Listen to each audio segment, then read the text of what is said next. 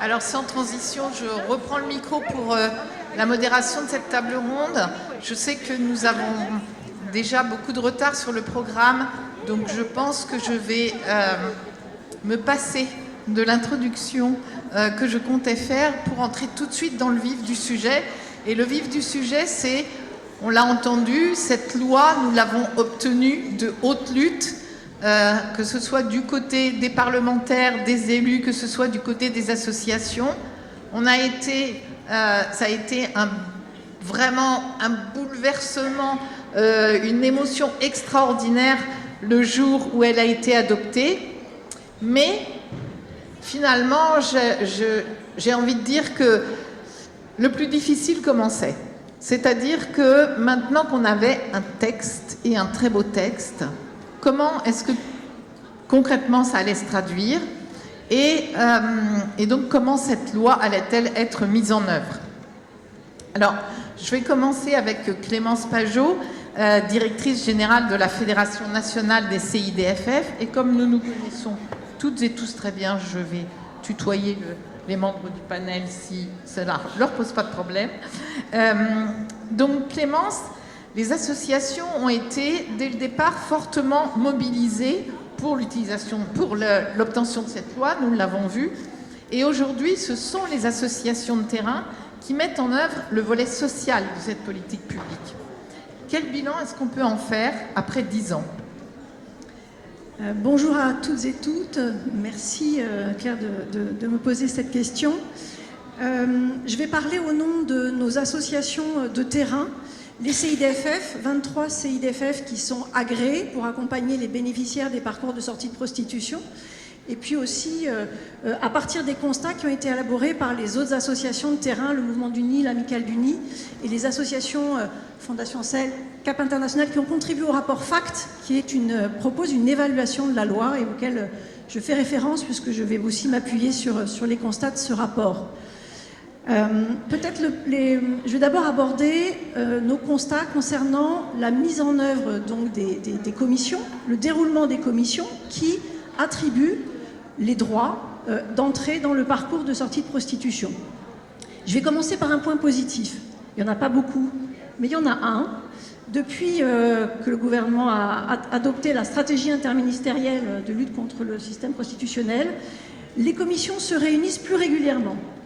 2 fois par an, c'est un progrès, puisque jusqu'à présent, dans certains départements, les commissions ne se réunissaient pas et elles se réunissaient de manière extrêmement, très peu souvent. Cependant, si on constate que lorsque les membres des commissions sont sensibilisés aux problématiques de prostitution et de traite des êtres humains, on s'aperçoit qu'il y a un meilleur taux d'acceptation, parce qu'il y a une meilleure compréhension justement des enjeux et des réalités vécues. Mais dans la majorité, les décisions et les motifs d'attribution ou de rejet des parcours de sortie de prostitution restent très hétérogènes d'un département à l'autre et d'une commission à l'autre. Aujourd'hui, le nombre de PSP accordés reste beaucoup trop faible. Seulement, de 2017 à 2024, c'est seulement 1200 parcours qui ont été attribués. Le public bénéficiaire, c'est à 96% des femmes, majoritairement des femmes étrangères, hors Union européenne, avec une très forte proportion de jeunes mères isolées et de victimes de la traite. Or, dans les motifs de refus que nous constatons au sein de ces commissions, il y a vraiment une problématique d'interprétation de la loi. Certaines commissions refusent des dossiers, par exemple, lorsqu'il y a une OQTF, une obligation de quitter le territoire, ou au contraire, une demande d'asile en cours. Elles exigent des dépôts de plainte préalables. Parfois, elles fixent même un seuil maximum de candidatures étudiées. Vouloir sortir de la prostitution, aujourd'hui, ne suffit pas pour obtenir un parcours de sortie de prostitution. Il faut prouver qu'on a été victime de la traite. Or, de nombreuses victimes de la traite ne veulent pas porter plainte, ont peur des représailles. Et au-delà de ça, le fait d'avoir été en situation de prostitution doit suffire à obtenir un PSP. Aujourd'hui, nos associations se retrouvent dans l'obligation de s'auto-censurer, c'est-à-dire de choisir les dossiers qui ont le plus de chances de passer. On a une forme d'autocensure qui est extrêmement grave et qui représente une sorte de dérive de la mise en œuvre de la loi. On peut regretter aussi qu'une absence de politique départementale de lutte contre le système prostitutionnel, qui est un volet aussi de la stratégie. Aujourd'hui, les commissions départementales se limitent à étudier les demandes de PSP. Et comme je vous le disais tout à l'heure, ça a été dit d'ailleurs à plusieurs reprises ce matin, ce qu'on constate, c'est que finalement, les politiques migratoires prennent le dessus dans les décisions qui sont prises au sein des commissions. Il arrive même que certains membres des commissions tiennent des propos ouvertement racistes. Enfin, puisque le temps m'est compté, je vais vite, l'accompagnement réalisé par nos associations en amont de la présentation des dossiers de demande de sortie de parcours de prostitution prend beaucoup de temps. Pour nos associations, c'est souvent 6 mois jusqu'à 1 an d'accompagnement des victimes avant de pouvoir proposer un dossier. Et ce temps-là, aujourd'hui, n'est pas financé. Je voulais le soulever. Ensuite, rapidement, il me reste 2 minutes, tout le travail réalisé par nos associations d'accompagnement des victimes consiste d'abord d'une part à analyser avec elles leurs besoins, puis à les accompagner dans une approche vraiment holistique de l'ensemble de leurs besoins. Le premier constat qu'on fait, c'est que ces femmes sont souvent victimes de violences physiques, sexuelles, psychologiques. Elles présentent des vulnérabilités multiples. Elles font face à une barrière linguistique, à une très grande précarité, donc ce qui nécessite une prise en charge pluridisciplinaire. Alors l'AFIS a été augmenté, c'était nécessaire, mais ça n'est pas suffisant. 560 € mensuels, quand on est par ailleurs, pour certaines d'entre elles, mère de 1 ou plusieurs enfants, c'est totalement insuffisant pour sortir de la précarité extrême. Le rôle de nos associations, c'est de les accompagner dans l'accès au droit, c'est-à-dire de les aider à entamer les démarches administratives pour intégrer le droit commun auprès de la Caisse d'allocation familiale, de la Sécurité sociale, obtenir des documents d'état civil, notamment pour les victimes de la traite qui ont été privées de leur passeport. Mais là aussi, de nombreuses difficultés persistent puisque on constate en moyenne 9 mois pour pouvoir justement accéder à ces droits.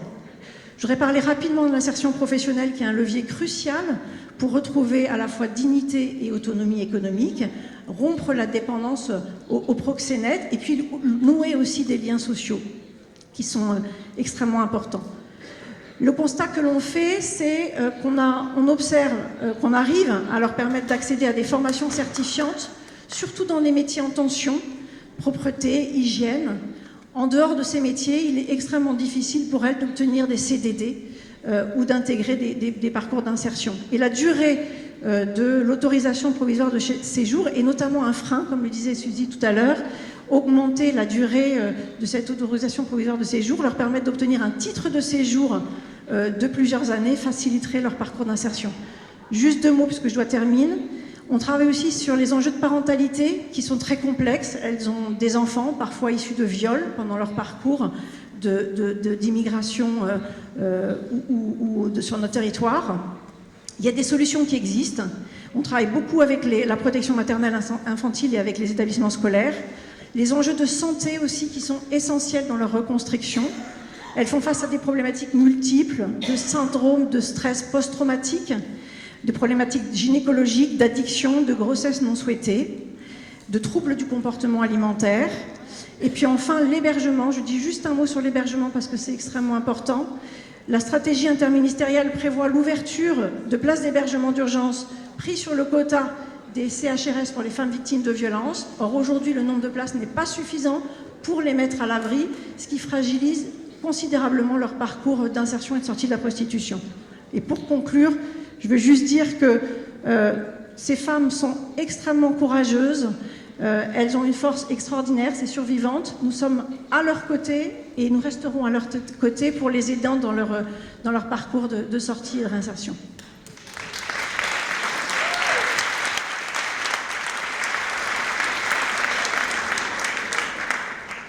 Merci beaucoup Clémence. Et puis ben voilà, c'est très éclairant et ça nous montre tout le chemin qui reste à parcourir entre des intentions et une application qui n'est pas malheureusement toujours à la hauteur. Et je voudrais relayer ce qui a été dit lors du premier panel ce matin, vraiment un appel à toutes les préfectures à vraiment mettre en œuvre la loi selon son esprit et sa lettre. Merci. Françoise Ritter, présidente de l'Amicale du Nid, la loi de 2016 prévoit aussi la mise en place d'une politique d'information sur les réalités de la prostitution dans les établissements scolaires.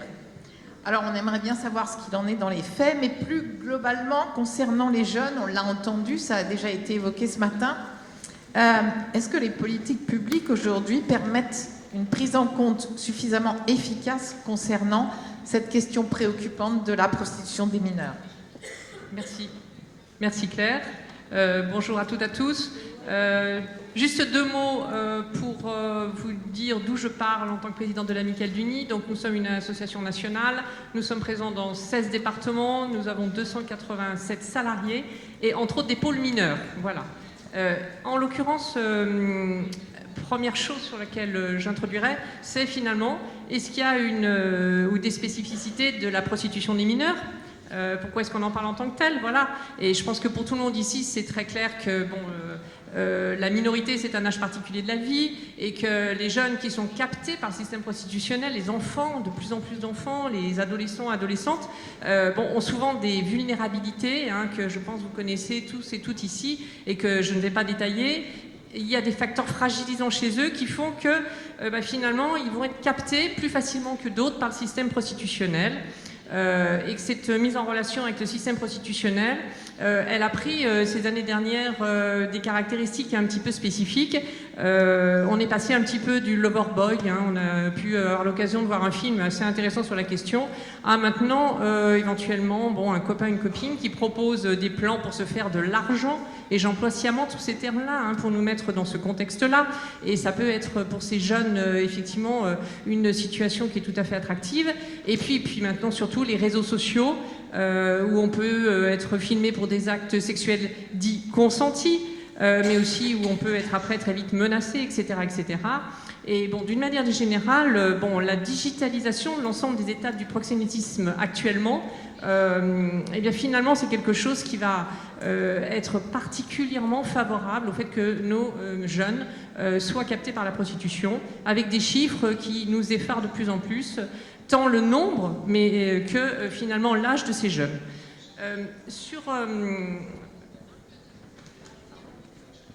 Donc, qu'est-ce qui fait la loi, finalement, la loi de 2016, finalement, par rapport à la prostitution des mineurs, qu'en est-il? Alors, d'abord dire que tous et toutes ici, nous sommes sur l'idée qu'il y a avant tout un continuum majeur-mineur, et que d'ailleurs très très souvent, quand on est une mineure captée par la prostitution, on va être ensuite très vite une personne majeure, et qu'à 18 ans et un jour, tout ne change pas. Mais il est clair que les lois concernant les mineurs sont différentes. Je voudrais citer quelques éléments sur le rapport Taquet qui, en 2021, disait déjà son interrogation et son inquiétude, et qui précisait que le cadre juridique de la lutte contre la prostitution des mineurs est complet. Voilà. Mais en même temps, il disait que la lutte contre la prostitution des mineurs est prise en compte dans plusieurs politiques publiques. Là, c'est des éléments vraiment fondés dans son rapport, mais que localement, les initiatives peuvent être prises, mais qu'elles ne s'inscrivent pas dans un schéma coordonné, et qu'en conséquence, tout est plus laborieux, parce que ça dépend le plus souvent d'engagements individuels, de moyens dégagés localement, etc., etc. À ce moment-là aussi, il y a eu un plan interministériel qui a été déclenché et qui donnait 4 entrées: la sensibilisation et l'information, le renforcement des repérages à tous les niveaux, l'accompagnement des mineurs, et puis le renforcement de l'action judiciaire. Et j'ai envie de vous dire qu'en gros, on en est encore là, c'est-à-dire que ce plan, il mériterait encore d'être tout simplement développé, parce qu'actuellement, on n'a pas beaucoup progressé sur ces axes-là par rapport aux mineurs. Une chose positive quand même que je veux dire, et toute récente, c'est le décret du 30 décembre dernier, du 30 décembre 25, qui apporte des modifications des missions et de la composition des commissions départementales de lutte contre la prostitution des mineurs, le proxénétisme et la traite humaine, et qui est fondée à améliorer la situation des mineurs. Alors, je précise 4 choses sur ce décret, dont nous attendons quand même relativement de choses. Je ne vais pas dire que nous attendons tout, mais relativement de choses, voilà. Donc, elles sont également compétentes en matière de lutte contre l'exploitation sexuelle et la protection des victimes mineures, première chose. Elles coordonnent, normalement, elles coordonneront les parcours individuels d'accompagnement des mineurs victimes. Les acteurs de la protection de l'enfance sont intégrés au sein de ces commissions et elles se réunissent au moins 2 fois par an.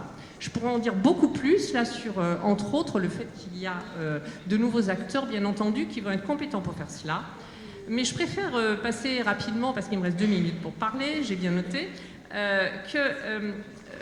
nous, en tant qu'association qui développe l'accompagnement spécifique des mineurs, nous savons que la prise en charge, l'accompagnement des mineurs passe par une prise en compte de ce que sont ces personnes qui sont évidemment en pleine construction physique et qui ont besoin qu'on ait des stratégies spécifiques d'accompagnement dans l'écoute, dans la prise en compte de leur parcours, de leur représentation, de façon à leur permettre d'échapper aux emprises actuelles qu'ils vivent et qui sont pour eux des éléments extrêmement complexes, effectivement, à dépasser.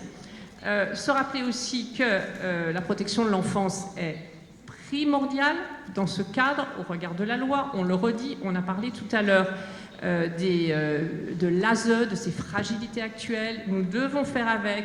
Notre propos n'est pas de dire l'ASE est insuffisante, incompétente, mais de bien entendre que de toute façon, je le dirai dans 1 minute, le renforcement de l'ASE est une priorité, mais que nous devons être dans une stratégie de co-accompagnement. Le cadre de notre accompagnement, c'est un partage nécessaire des informations qui relèvent de la protection, la collaboration avec les services de police, si besoin, de sécurité pour ces jeunes, ce n'est pas toujours le cas, mais malheureusement souvent, et puis par exemple le soutien à témoigner, à porter plainte. Nous devons être vraiment dans la compréhension partagée de l'emprise exercée sur ces jeunes, de façon à pouvoir les aider. Et pour finir, quels besoins repérons-nous? Alors, bien entendu, je cite 5 choses: intensifier la politique de protection de l'enfance, travailler en interdisciplinarité, garantir un accompagnement juridique, mettre en place les fameuses nouvelles compétences que j'ai citées tout à l'heure, parce qu'il ne suffit pas qu'elles existent dans un texte, encore faut-il qu'elles soient mises en place. Mettre en place dans les départements un lieu dédié à l'accueil des mineurs, ce serait fondamental, des mineurs en situation de prostitution. Et parce qu'il y a lieu d'agir de manière systémique, je vais boucler Claire par rapport à ce que tu as dit au départ, bon, communiquer massivement pour sensibiliser tout le monde sur ces risques de prostitution des mineurs, mais je trouve que ça c'est relativement fait et qu'en plus finalement c'est un tremplin parce qu'il y a une sensibilité forte à la prostitution des mineurs.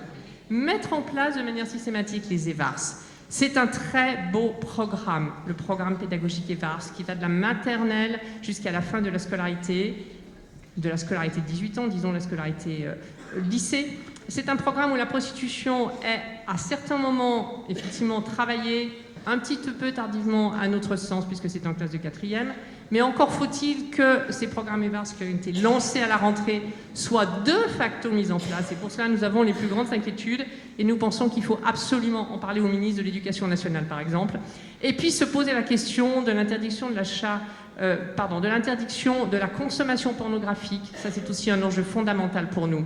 Former les professionnels du travail social, ils ne le sont pas assez, et avoir une action déterminée contre les pédocriminels. Ça rejoint bien entendu à ce moment-là la prostitution de l'ensemble des personnes.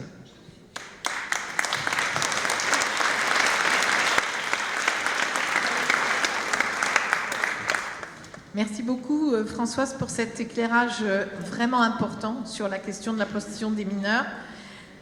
Alors la loi de 2016, elle avait aussi pour objectif de faire reculer la prostitution en s'attaquant à la demande. S'attaquer à la demande, c'est le seul moyen de tarir les profits des réseaux et des proxénètes.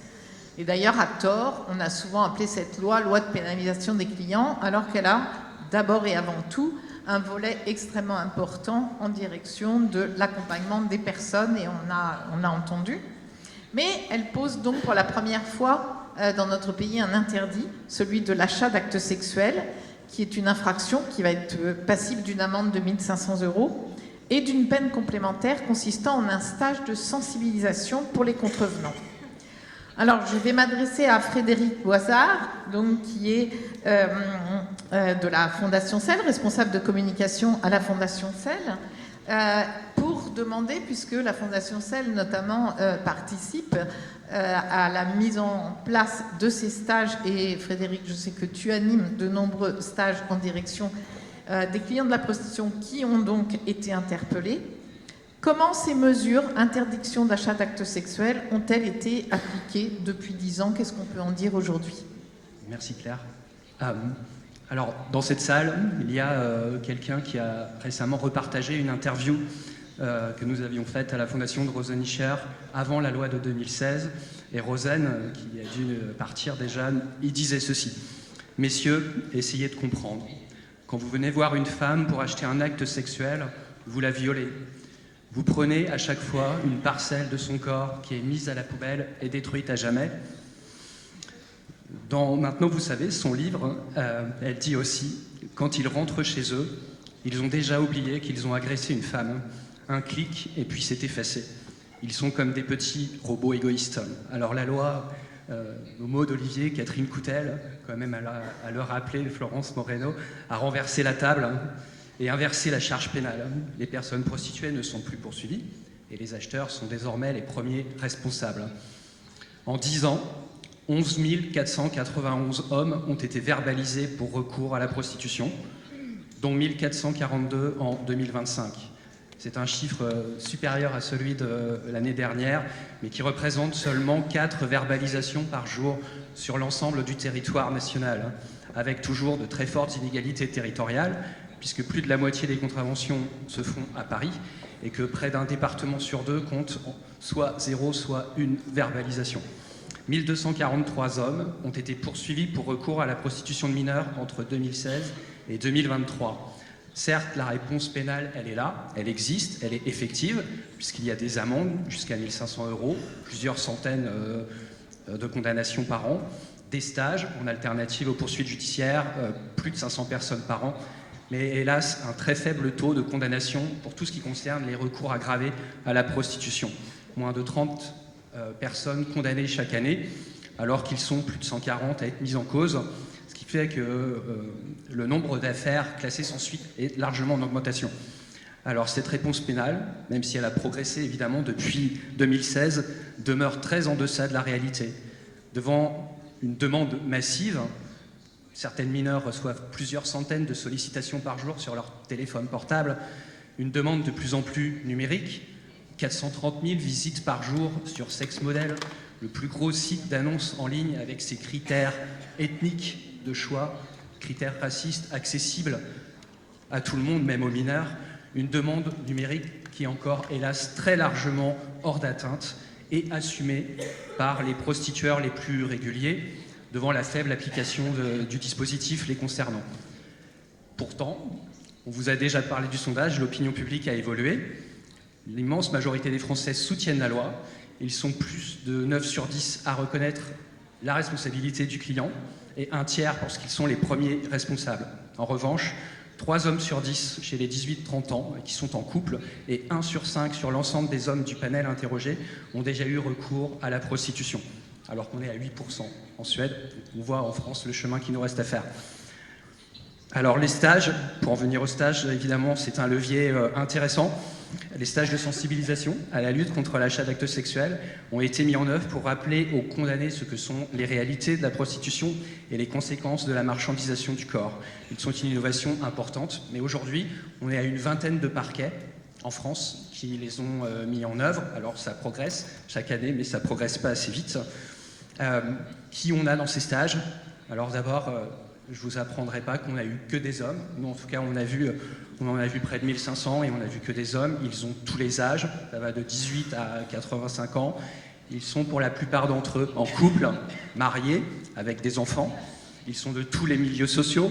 Ça va du chômeur au chef d'entreprise, du lycéen au professeur d'université, du condamné à une peine de prison avec sursis à un éducateur spécialisé.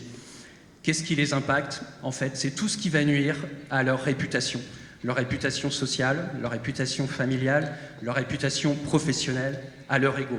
L'ensemble du processus qui les conduit jusqu'au stage agit déjà en prévention de la récidive. Voilà.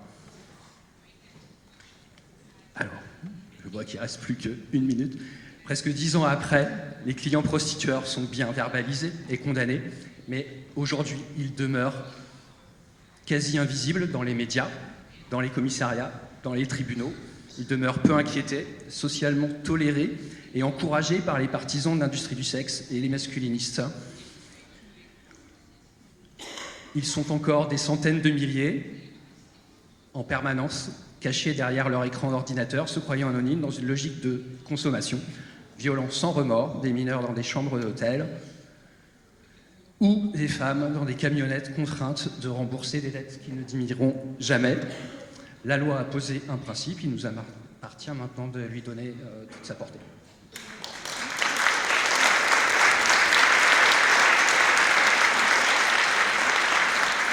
Merci beaucoup Frédéric pour cet éclairage sur ce volet de la loi, donc qui reste quand même très largement, on le voit, à améliorer et puis à continuer de faire évoluer l'opinion publique sur ce que tu dis. Il reste une forte tolérance dans notre pays par rapport à l'achat d'actes sexuels. Je voudrais quand même dire que la loi n'a que 10 ans et qu'on a des milliers d'années de patriarcat derrière nous.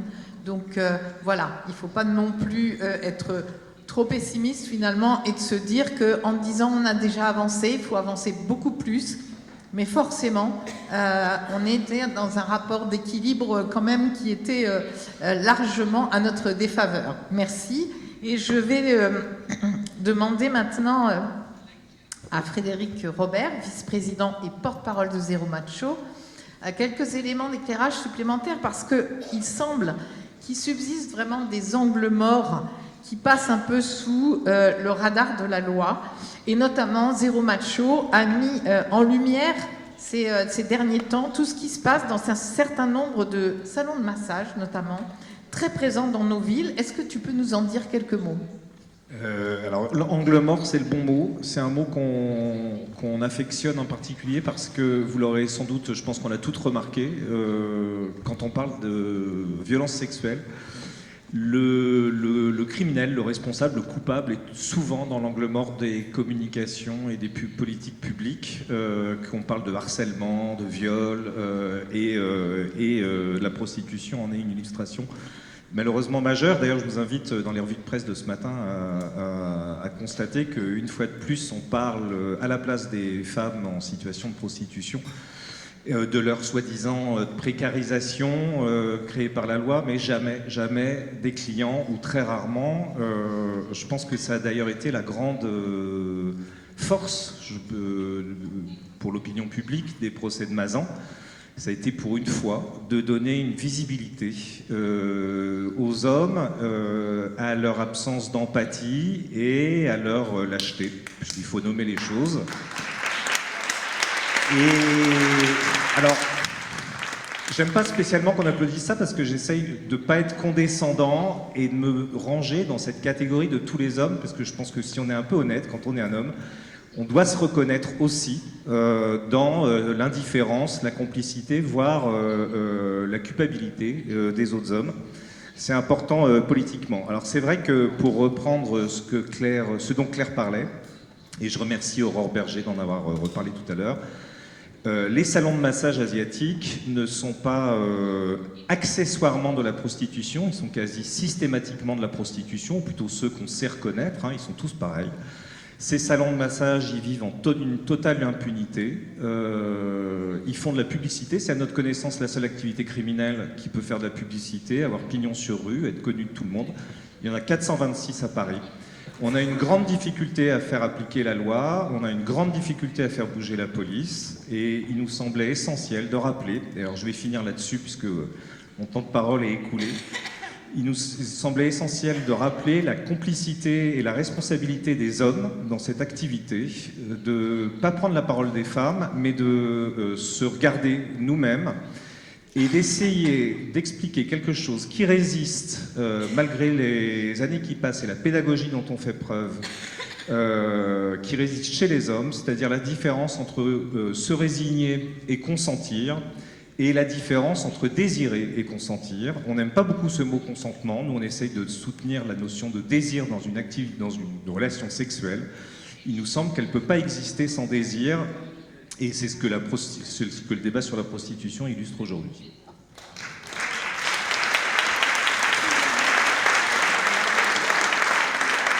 Merci beaucoup pour ce petit éclairage et désolée pour ce temps de parole si bref. Et puis, bien pour terminer cet échange et ce panel, finalement, ça me fait vraiment plaisir de me dire qu'on va finir sur une touche très positive et de parler des belles réussites qu'ont permis cette loi, avec Hope qui est avec nous aujourd'hui. Merci beaucoup d'être là, Hope, et d'avoir accepté.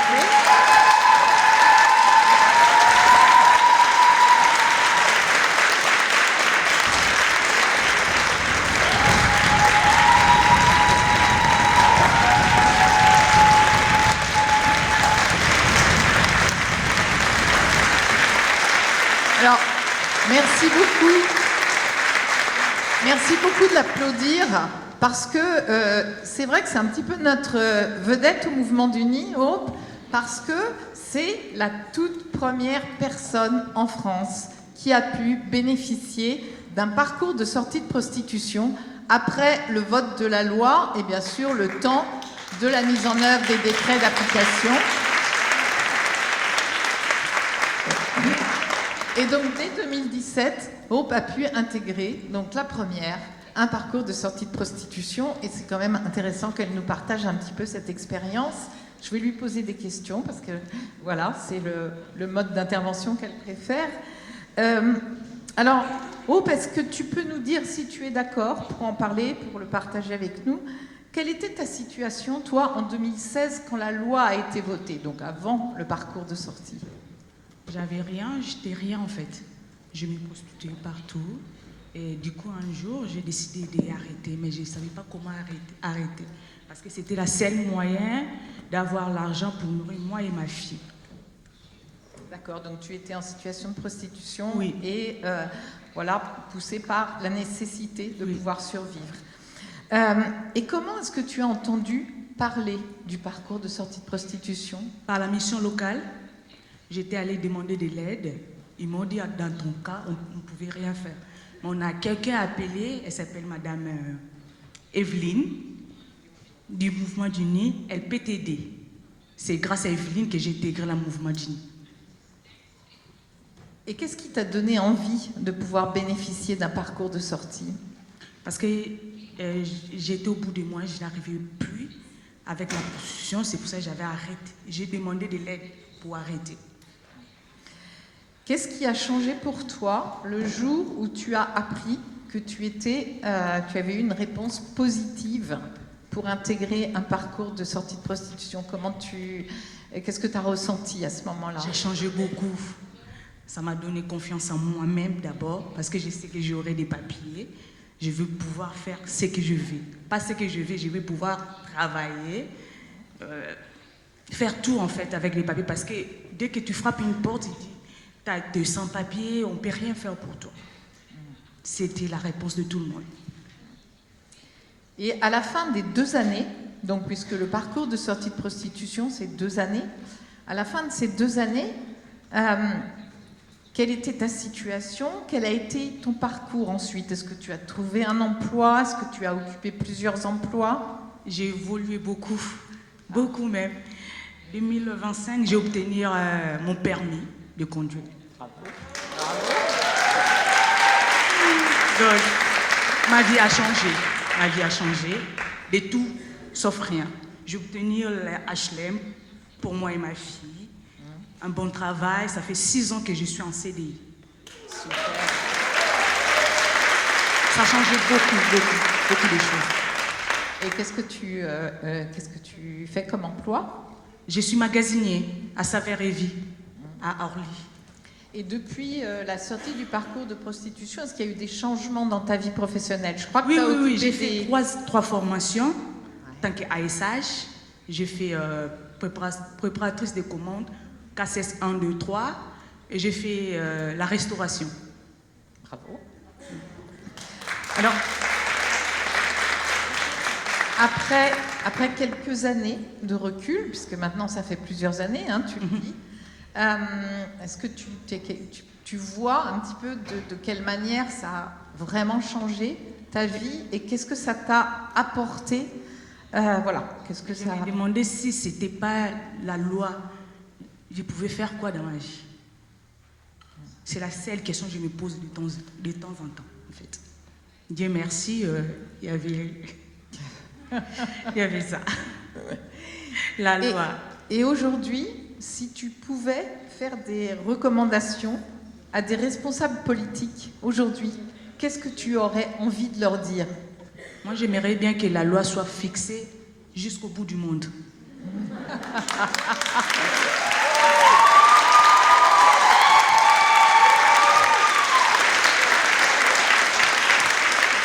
Je voulais demander cette loi soit appliquée vraiment pour les autres. Moi, je suis arrivée et aussi peuvent y arriver comme moi.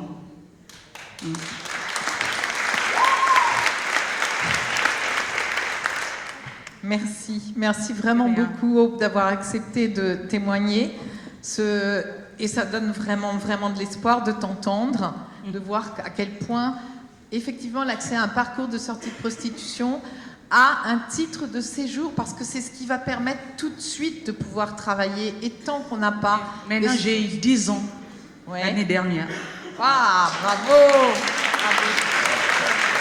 Formidable. Et ce que l'on voit, c'est que voilà, il ne faut pas être frileux dans l'ouverture des droits envers les personnes pour des parcours de sortie parce que voilà, Hope, c'est la première. Son parcours, il est magnifique. Elle le dit. Elle a eu un premier emploi, puis elle a pu faire des formations. Elle a pu progresser. Elle a pu changer d'emploi. Et puis peut-être qu'elle va encore progresser dans son parcours. Mais nous, ce que l'on voit, c'est que la majorité, l'énorme majorité, et Clémence l'a rappelé, des personnes qui sortent d'un parcours de sortie ont un emploi, majoritairement déjà des CDI, sont complètement, et donc ça fonctionne, et ce sont des personnes qui travaillent et qui contribuent à la vie de la société, et donc vraiment, on appelle de nos voeux, comme toi, à ce que, eh bien, il y a un plus grand nombre possible de personnes qui puissent bénéficier des parcours de sortie. Je vous remercie toutes et tous.